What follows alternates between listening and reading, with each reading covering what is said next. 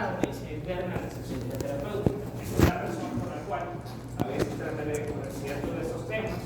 Tampoco voy a profundizar mucho, porque se supone que son diferentes materias, pero para poder entender un poquito el tema que vamos a dar y lógicamente el puente relacionado con esto.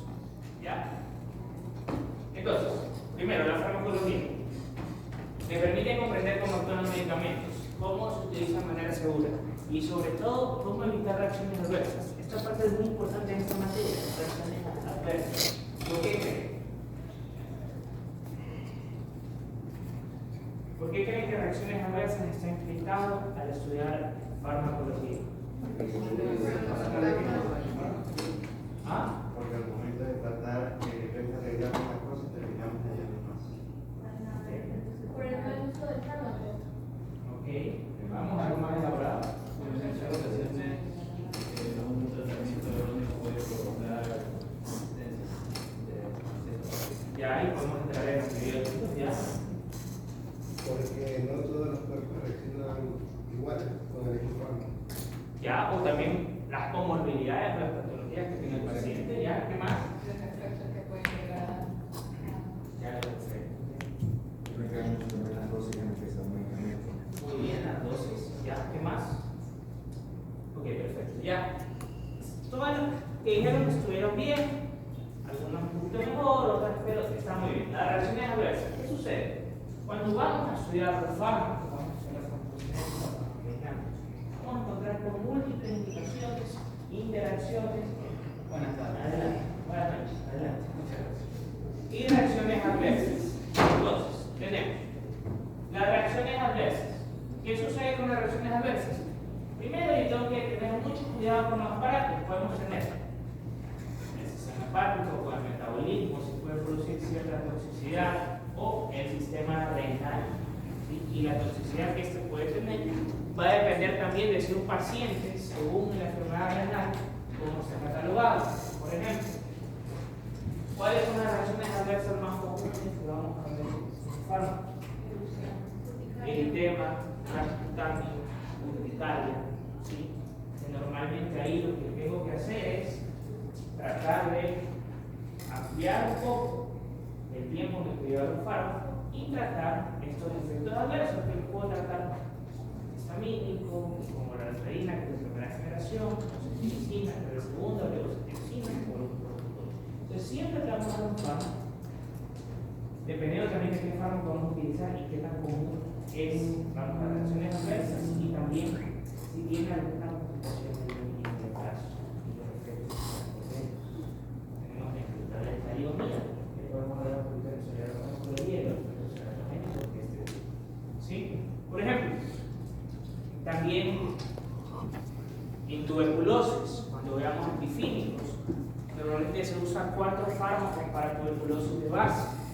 La mayoría tienen un metabolismo hepático, pero uno tiene un metabolismo regional. Pueden tener diferentes reacciones adversas, como una necrosis hepáticas, problemas a nivel del aparato vestibulocochlear, daños irreversibles o reversibles con esto.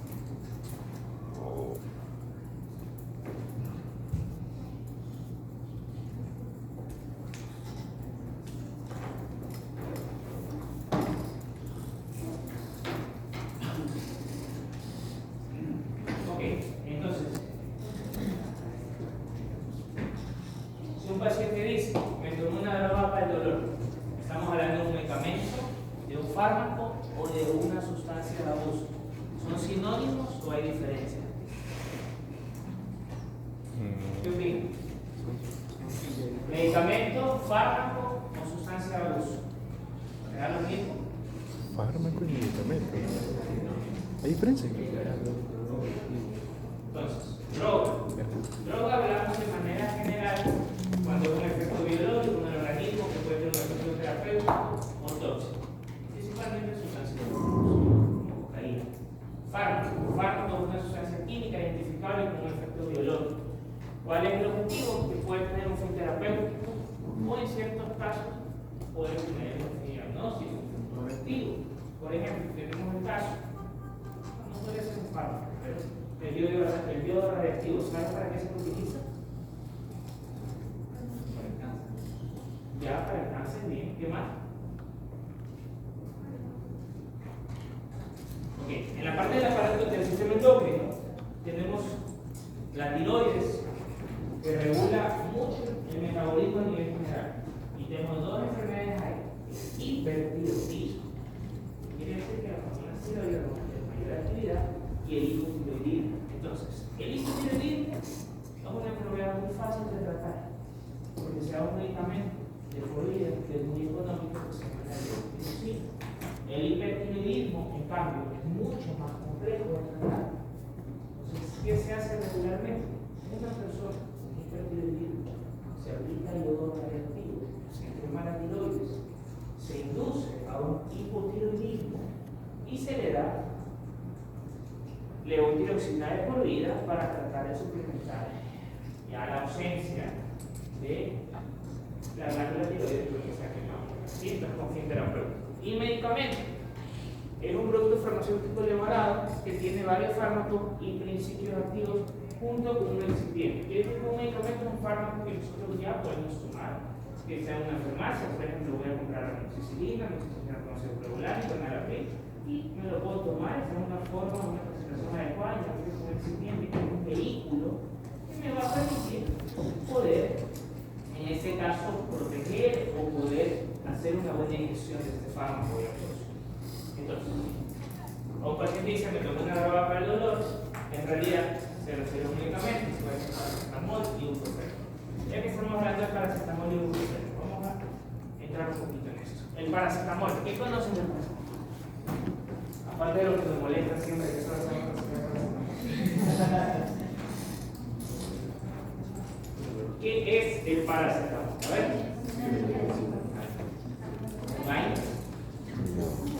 ¿Ya? ¿Qué función tiene? Pero menos para que en redes sociales puedan pelear ya con ustedes. ¿Qué función tiene? Antipirético. Muy bien, un antipirético va a inhibir las prostaglandinas.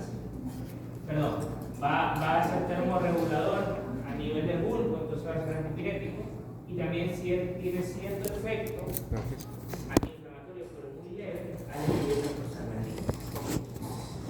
El paracetamol es uno de los fármacos más seguros que utilizamos, por eso se utiliza.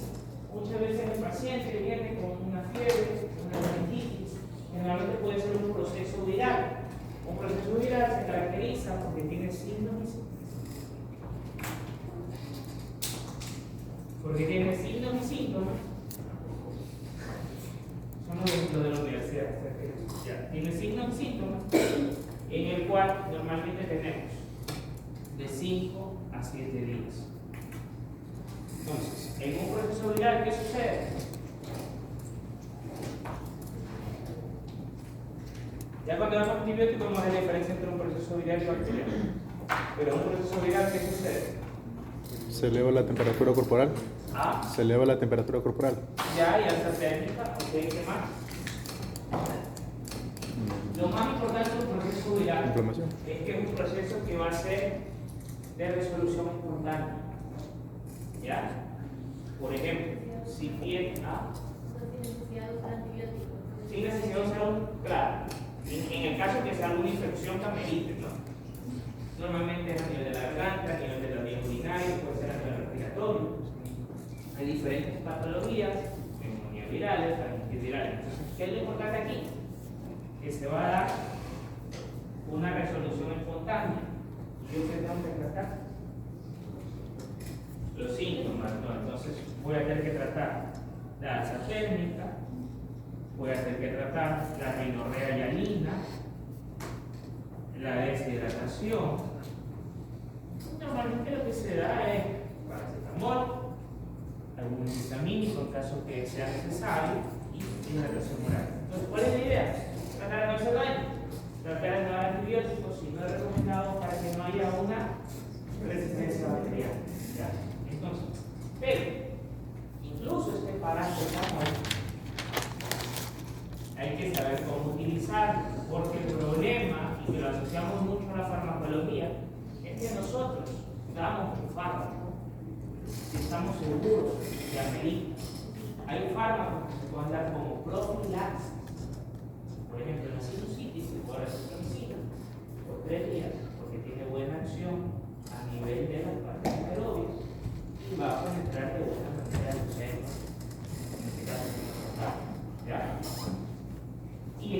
de que yo vaya a tener una gama más de estudios, ahí yo puedo tratar de acuerdo. Por eso se lo asocia un poco con la parte de laboratorio clínica, ya las medidas terapéuticas, con la parte clínica, y ahí ya van a hacer todo el mundo. Entonces, el paracetamol lo podemos dar de manera indiscriminada. ¿No? Hay tetradosis, ¿qué dosis?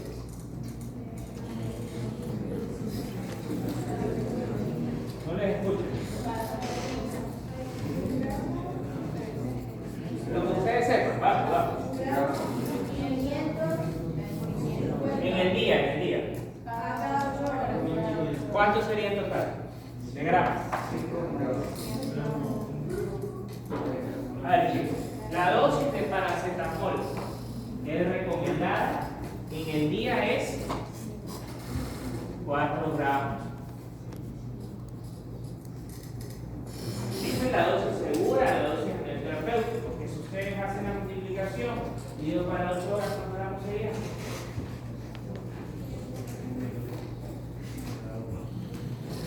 24 dividido para 8. 3. 24 dividido para 6, ¿ya? ¿Cuánto? 4, ¿no? Entonces doy 1 gramo cada 6 horas, ¿no? Normalmente. Ahora, o cada 8, dependiendo de esto. Esta es la dosis terapéutica. Quiere decir que yo voy a tener esa concentración y voy a tener la acción antipirética y tener medida de acción antiinflamatoria. Puede tener el paracetamol ciertas repercusiones a nivel de la mucosa gástrica, sí, pero en mucha menor medida de ciertos medicamentos que utilizo para terapia del dolor. ¿Ya? Entonces, volvamos al paracetamol. ¿Quiere decir que si el doctor aquí se equivocó y tomó 5 gramos, pobrecito, ¿qué le va a pasar? No. Porque la idea de esto es que si toman más de 4 gramos de manera continua, puede haber repercusiones. Usualmente, ¿cuál sería la repercusión? La resistencia al medicamento. ¿Ah? La resistencia al medicamento. Más que eso. Una Toxicidad. Exacto, una intoxicación hepática, sobre todo a nivel centro-lobular, a nivel hepático. Entonces, eso tengo que tener cuidado. Por eso es que la dosis es de 4 gramos. Ahora, ya hablamos de dosis que ya pueden producir una necrosis lobular a nivel hepática, cuando hablamos de 7.5 a 10 gramos al día. Y dosis letales de 15 a 20 gramos. Entonces, siempre uno se maneja 4 gramos al día para paracetamol, porque sabemos así como los médicos ofrecen pacientes, también los pacientes son terribles. Si no le dejan eso claro, van a empezar a usar. Si la citromicina la forma como para caramelo. Y me dicen paracetamol que además hace muy exceso. Ahora, ¿qué sucede? El paracetamol es un fármaco sintético. ¿Ya? Veamos la diferencia entre sintético y sintético natural. Al ser un fármaco sintético, en el hígado se produce principalmente el metabolismo de casi todo. El paracetamol va al hígado. En el hígado ponemos farmacocinética, vamos a ver los citocromos. Hay un citocromo específico que va a tratar. En el hígado el paracetamol se metaboliza para que vaya al aparato renal por su eliminación. La mayor parte de esto, pero un porcentaje pequeño, un 10% aproximadamente, se queda en el hígado. Aquí va a actuar los citocromos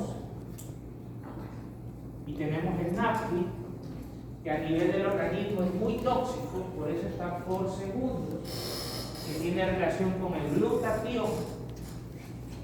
¿Y qué sucede?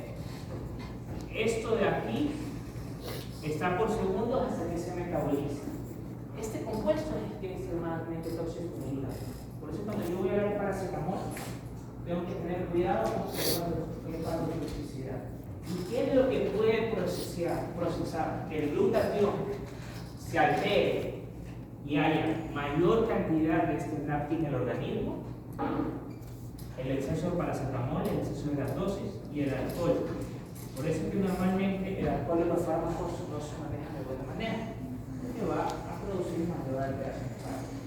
Esta es la explicación por la cual se produce esta toxicidad, porque este elemento se mantiene durante mucho tiempo, no mucho tiempo, más segundos en el organismo, y es extremadamente tóxico para el hígado, es un fármaco sintético. Igual esto en farmacocinética lo podemos lograr un poquito más. Ahora, ¿qué cosa espero que sepan sí o sí para el examen? Este proceso no. Pero esto y la reacción adversa, ¿cuánto es? Sí. Eso es lo lógico, lo mínimo que espero. Si les pregunto sobre el examen es un regalo.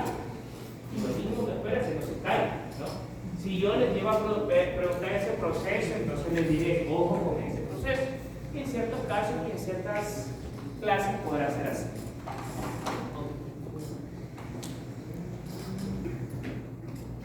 ¿Qué llegado a 20%? Un 10% aproximadamente. ¿Qué? ¿Glutatión? Citocromo. Bueno, hay diferentes apellidos de citocromo que vamos a ver en el metabolismo. Igual, no es lo que se aprendan todos los citocromos, hay que poner 150 y todo, solo los más específicos, interacciones con ciertos partes. Eso ya en farmacocinética. No sé, eso puede poner para Aquí, ok. Y eso mención aquí no es hacerlo. y glutatión. Esta es la definición de un fármaco, toda sustancia química que al interactuar con un organismo vivo produce modificación en alguna de sus funciones. Según la OMS, según Capso, un fármaco es cualquier sustancia que se utilice en el diagnóstico, tratamiento, curación o prevención de una enfermedad. Entonces, el concepto de medicamento, tenemos el paracetamol, lo puse como ejemplo porque expliqué esto. Y porque, aunque se dan cuenta que es el fármaco más inofensivo, puede tener ciertas repercusiones graves si no se usa de la manera adecuada. Entonces, normalmente sea 500 miligramos, en adultos se da 1 gramo cada 8 o 6 horas. Entonces, aquí en esta clase y en las clases de farmacología clínica, no vamos a tratar de nombres comerciales, vamos a tratar de principios activos. ¿Ya? Muchas veces las casas farmacéuticas te regalan un viaje, te regalan algo para promocionar sus nombres comerciales. Aquí lo que manejamos es el principio activo. Cuando ya estén en su práctica profesional, ustedes podrán ver qué nombre comercial vamos a utilizar mejor. Lo importante del principio activo es que tiene la acción. Por ejemplo, el principio activo de paracetamol es el acetaminofén. No importa qué nombre le den, un paraguas, lo que sea, es el acetaminofén el que va a tener acción. ¿Sí? Entonces, diferenciar el principio activo del medicamento o del nombre del medicamento. En clase, nos manejamos con principio activo. ¿Sí? Tal vez en una imagen le puedo poner un nombre que es algo que busqué, pero lo importante es el principio activo de eso. Entonces, lo mismo, ibuprofeno, efecto terapéutico de ibuprofeno, como el Advil. Vamos a de nuevo a aclarar un poquito eso. ¿Qué es el ibuprofeno? AINES. Analgésico no esteroide. Para la próxima voy a tratar de prender una sola para que no se les cierre un poquito la vista. Ok, ¿qué es el ibuprofeno? AINES. Analgésico no esteroide. AINES, ya. ¿Cuál sería la función de este? Dilo, pues. Inflamatorio no esteroide. Bueno, es un antiinflamatorio, va a actuar a nivel de la ciclooxigenasa 1, ciclooxigenasa 2, principalmente como AINES a nivel de la COX-1. ¿Sí? Entonces, un AINES, la función de este, que es un antiinflamatorio no esteroide, sería tratar de reducir la inflamación. ¿Ya? Entonces tenemos diferentes ejemplos, como Ibuprofeno. ¿nunca han tomado Valor? Ustedes son de los que toman o no van a tomar. Ya, ibuprofeno, paracetamol, ya lo cogimos más como antipirético, ¿no? Vamos a poner aquí ya, chiquitito, que es una acción muy pequeña. Ya, ibuprofeno. ¿Qué más? Donde que eso es el nombre comercial. Vamos a principio activo. Diclofenaco. Alguien dijo amoxicilina, son antibióticos. ¿Qué más? Ketorolaco, muy bien. ¿Qué más? El tramador de potencia central. Muy bien. ¿Qué más? La loratadina es un antihistamínico de primera generación. ¿Qué más? Vamos, sin adivinar, que crean lo que crean. ¿Qué más, chicos? Tenemos el meloxicam. Entonces, con esto está perfecto. Entonces, el más común es el ibuprofeno. El diclofenaco. Diclofenaco se puede vía oral, vía intravenosa. El ketorolaco también con chicos, esto lo pongo como ejemplo, porque igual El ketorolaco es vitaloso. tal vez, si es que no solo un poquito, podemos hablar de eso. Entonces, ketorolaco, ya el ketorolaco es intramuscular y tiene la desventaja de que puede producir cierto daño renal. Bueno, tengo que tener cuidado con esto.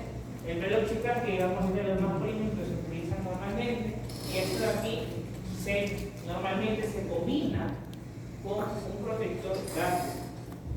¿Ya? ¿Por qué razón? Porque dentro de los efectos adversos puede haber cierta irritación de la glucosa gástrica, entonces no se asocia con sangrado o úlcera gástrica. Entonces, ¿qué protector gástrico tenemos nosotros? Omeprazol. Omeprazol. Lo aprendí con mi doctor. Va a ser un inhibidor de la bomba de protones, que me va a permitir hacer la protección gástrica. Otro protector gástrico, que es menos efectivo que quizás en el hígado, la ranitidina, que es un antiácido, no inhibe la bomba de protones, sino va a reducir la producción de ácido clorhídrico. Ya, entonces normalmente esto se asocia con esto de acá. Entonces, ¿por qué lo pongo aquí en principio activo? Porque estos antiinflamatorios, si tienen cierta reacción adversa que puede irritar la glucosa gástrica, que no sea con úlceras de sangrado, ¿Cómo se llama el tiempo segundo? que le voy a dar será prolongado. Ranitidina. No, normalmente 5 a 7 días. Hay personas que lo toman durante mucho tiempo, porque si no, se puede causar una úlcera o un sangrado gástrico. Y normalmente se lo da junto con un inhibidor de la bomba de protones, preferiblemente, que sea en la mañana, en ayuno. Ok, entonces, vamos a hacer una pequeña comparación. Tenemos AINES, ya vimos un poquito AINES para qué se utiliza. Ahora, los AINES principalmente van a inhibir el CLOX1 en la ciclooxigenasa, pero hay cierta alergia a los antiinflamatorios. Ahí yo voy por uno, que va a inhibir la CLOX2 como el 0,2, que es alergia. Ahora, tenemos otra categoría, ¿han escuchado los corticoides? Sí. ¿Ya han escuchado de eso? Que se agregan por el mismo sistema nervioso. Aparte que es un medicamento. No. Vasodilatador puede ser salbutamol. O sea, el corticoide se lo da en esos casos para reducir la inflamación. La prednisona, la dexametasona. ¿Qué? Que se produce en menor medida en el sistema nervioso para poder manejar el dolor. Aparte del manejo del dolor, dependiendo de la cantidad que le das, eso puede ser un efecto. Aparte del manejo del dolor, te va a servir para disminuir la inflamación. Me da mucho también en el caso de una anafilaxia, una alergia. Por ejemplo, ¿qué sucede en una alergia? En una esclerosis múltiple, dependiendo, porque ahí puedo ir con un corticoide o con un fármaco, porque ya estamos hablando de una enfermedad autoinmune. ¿Sí? Entonces, ¿qué sucede? Aquí lo que vamos a dar es el corticoide cuando hay una alergia, hay un aumento de la epiglotis, que puede ser mortal, entonces yo lo que trato es de disminuir la inflamación para, por ejemplo, en este caso, salir de ese efecto que puede ser peligroso, que es una anafilaxia con un aumento de la epiglotis, que el paciente puede llegar a bajarse. Entonces, los corticoides es un nivel un poquito más fuerte para bajar la inflamación que los antiinflamatorios. Los corticoides tienen la característica de que si yo lo doy por más de 5 a 7 días, yo no puedo sacarlo de golpe. Tengo que sacarlo poco a poco, porque afecta a nivel de la glándula suprarrenal y que puede dar un síndrome de la luna llena que push. Entonces, vamos a corticoides aquí. De ahí tenemos la última etapa, que son los FAMES. Ahí entra un poquito lo que tú pudiste decir. Los FAMES son fármacos activos modificadores de la enfermedad. Estos FAMES se dan en procesos autoinmunes crónicos. De pequeños, medianos, grandes vasos. Tenemos también artritis reumatoide, puede ser psoriasis, puede ser el yodo. ¿Cuál es la función de esto? Hay biológicos, como el caso de, ¿ustedes ya vieron microbiología? Ya, un antipalúdico que se le venga a la mente.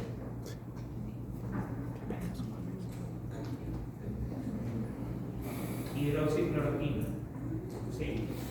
La hidroxicloroquina también se da como FAPE principalmente y el metrotexato. Y no biológicos, todos los monoclonales. Entonces, ¿cuál es la función de esto? Eso no se lo voy a preguntar, tranquilo, si estamos preocupados. ¿Cuál es la función de esto? Para que entiendan cuándo utilizo algo. Yo tengo una artritis reumatoide. ¿Qué es la artritis reumatoide? Más o menos podemos. ¿Qué cosa?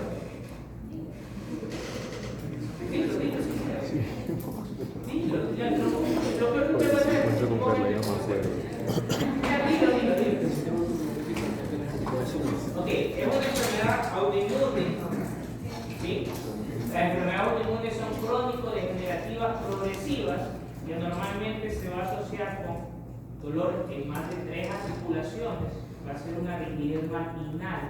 ¿Y cuál es el problema de todas estas enfermedades? Que son crónico-degenerativas, van a ir progresando y van a tener complicaciones. Por ejemplo, en el caso de la artritis, puede empezar a dañar el cartílago, dejar el hueso, se ven radiografías, los dedos entorpecer, de mojar, que está totalmente así los dedos. Entonces, totalmente degenerativo. La idea del FAMI, que se da ya como un tratamiento de larga data, porque esa enfermedad no hay cura, crónica degenerativa, es tratar de disminuir la inflamación y la progresión de la enfermedad. Lo que yo quiero que se le venga a la mente para todo esto, el paracetamol tiene una acción antiinflamatoria leve. Los AINES tienen mayor acción antiinflamatoria. Y estoy hablando de eso porque hablé de reacciones adversas, para que vean que cada uno tiene reacciones adversas. Con una reacción adversa que puede haber sangrado en la mucosa gástrica. Los corticoides ya es una inflamación mayor, como por ejemplo una anafilaxis, ¿sí? O un proceso de rash cutáneo generalizado. Si vas a darlo de manera sostenida, hay que tratar de poco a poco ir quitándolo. Y los FAMES que se dan más en procesos autoinmunes, a diferencia de ciertas enfermedades. Por ejemplo, hay enfermedades autoinmunes como vasculitis que están corticoides prefieren los FAMES. No hay la regla general de ciertas patologías que son medicamentos o otras cosas, pero normalmente hay una guía medio establecida, ¿sí? Los corticoides de manera continua pueden generar retinolitis. ¿Pueden generar? Claro, pero más que nada puede afectar a nivel de reducción suprarrenal. ¿Y si se le corta A ver, siempre y cuando sea por 3 a 5 días no hay problema, pero de 7 a 10 días, si se lo corta a ras, puede haber cierta resistencia y eso se puede originar a la larga, lo que acabo de decir, cierto problema a nivel de la reducción suprarrenal, se puede dar push, que es una ya entrar más en ese detalle, sacarnos totalmente de la conciencia. Ok, entonces lo importante es esto. Esto se lo divide en una familia, en una acción terapéutica. ¿Cuál crees que será? Una acción antiinflamatoria. En los 3 familias van a sufrir una acción similar, ¿no? Y dependiendo de cómo escribo era eso. Lamentablemente, en el sílabus hay cosas interesantes, pero en el del otro semestre hay cosas más interesantes. A ver, entonces. Conceptos relacionados, excipiente. ¿Qué es excipiente? Excipiente va a ser una sustancia inerte, incolora, que no va a tener acción farmacológica, pero va a ser un coadyuvante, va a ayudar. ¿A qué va a ayudar? Primero, tiene vehículo, le da estabilidad, permite mayor conservación del fármaco, ante que principalmente ante la acción clorhídrica. En comprimidos, en compuestos de vía oral, el excipiente es la lactosa. En soluciones inyectables, el agua de solución. ¿Alguien aquí ha visto la inyección intramuscular de penicilina benzatínica? ¿Sí? O cualquier penicilina intramuscular. ¿Cómo es? En el polvo y viene luego solución con un líquido medio aceitoso, ¿no? ¿Y qué? Se puede tapar la Claro, por el líquido aceitoso y por el polvo. Y de hecho, si tú no lo pones de manera rápida, se puede taponar también y duele. Tienes que ponerlo de manera adecuada. En la práctica vamos a tratar de asociar un poco esto en la parte práctica. Y siempre las cosas que haremos se las tratar de meter algo de farmacología y como esto es importante. Nombre comercial, registro sanitario, presentación específica, fabricante. A ver, chicos, muchos han visto un medicamento. A ver, les pregunto, esta parte de aquí, de medicamentos, solo lo vamos a ver ahora. Así es, como lo vamos a ver. Ahí nos olvidamos de los centros comerciales y vamos más a la parte de farmacodinamia, farmacocinética, relacionada aquí. Entonces, si ustedes me dicen un nombre comercial, yo me hago como que lo escucho. Vamos a manejar los principios activos. Entonces, pero aquí es importante porque todos tenemos medicamentos en la casa. Entonces, y aquí te dice toda la información. En el primero, el nombre comercial, en este caso activo. En el segundo, el principio activo, en este caso, el ácido acetilsalicílico, ¿no? En la aspirina, la función en dosis pequeñas, que va a tener un efecto antiadherente, ¿sí? Por eso se llama la clandestina. En la 3, forma farmacéutica, tabletas. En la 4, la concentración, 500 miligramos. En la 5, contenido del empaque, 40 tabletas. Y en la 6, la caducidad. La caducidad es importante. ¿Sí? ¿No? Sí. ¿Por qué?